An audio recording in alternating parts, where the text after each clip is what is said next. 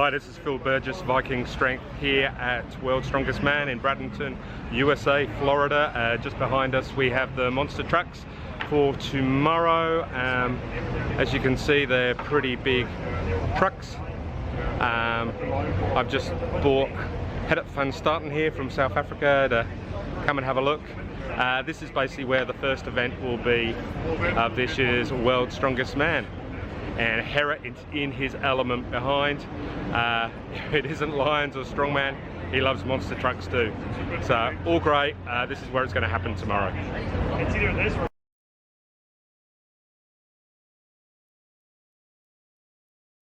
okay, enough of me waffling on. I'll say hello to Evan. So how are you, Evan? I'm doing all right. How about yourself, sir? Okay, I'm pretty good, thanks. So you're not actually competing this year? As far as I know, at the moment, no. I'm an alternate and a tester. Okay, so you've had the joy of testing the truck pool this morning? Absolutely. That was awesome.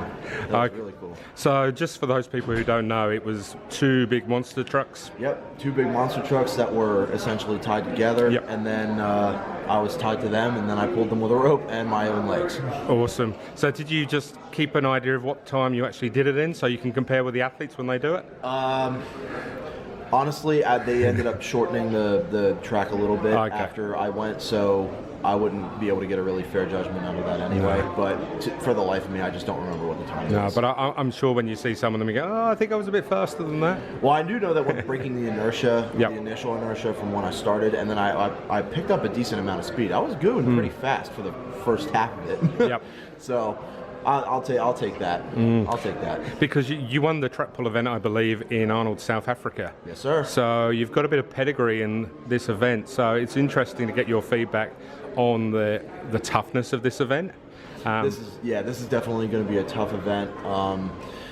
Because of the size of the tires of the monster truck are so big, there's very little, if any, momentum at all. Yep. So building that speed doesn't really mean a whole lot because the tires are not going to roll by themselves. Essentially, if you slow down, the truck slows down, and you're working every single step. You're pulling the entire time. Okay, wow.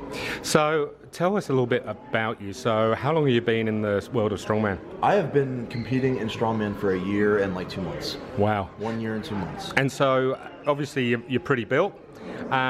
So what did you do beforehand? Before this, I was a bodybuilder. Okay. Before that, I was a professional wrestler. Okay, cool. Before that, I was an amateur wrestler. Wow, so you've been on the professional wrestling scene, now on the strongman scene. Yes, what's the biggest difference between those two? Reality. Okay. I would say with professional wrestling, there's a lot of putting on a show. There's a lot of personifying yourself and trying to build yourself up a little bit more than you usually would, as opposed to with strongman, it's real. You can't argue with the amount of kilos lifted, the times that you get, and you can just be yourself. Yep. And that's just awesome. I cherish that. With that background, do you think maybe Strongman needs to have more of that wrestling building of characters?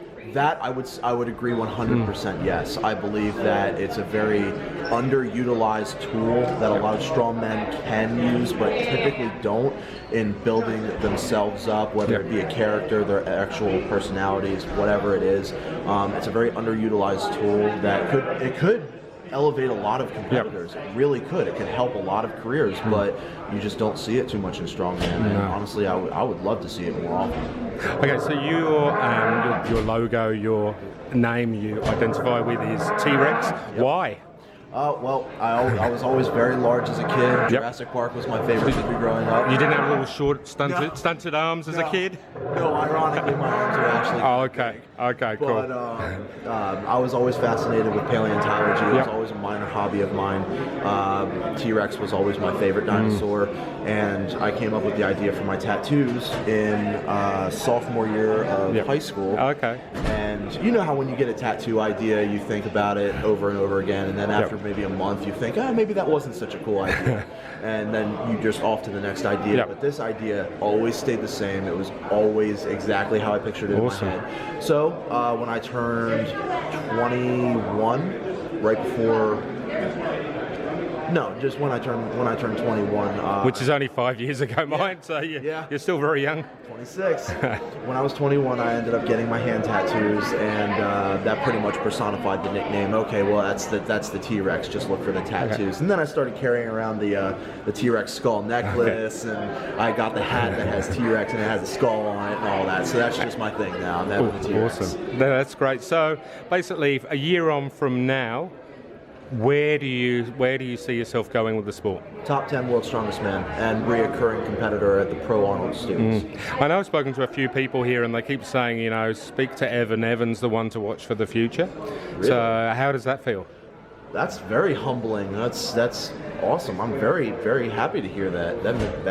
That tells me that I'm doing something right, and that it makes me feel really good because I haven't been doing the sport as long as some of the other competitors. I recognize that, but I bust my ass. I work really hard, and I dedicate my entire life to strongman, and that's something that a lot of people don't see on the outside, but it's nice to know that people are recognizing that, and they're like, yeah, Evan's going to be the future of it, and he's got a bright future, and I relish that when people say that to me. I love that, because that just tells me I'm doing something right. No, that's completely awesome. Well, I wish you all the best for the coming year.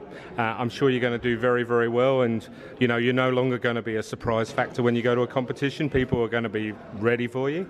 Looking forward to it.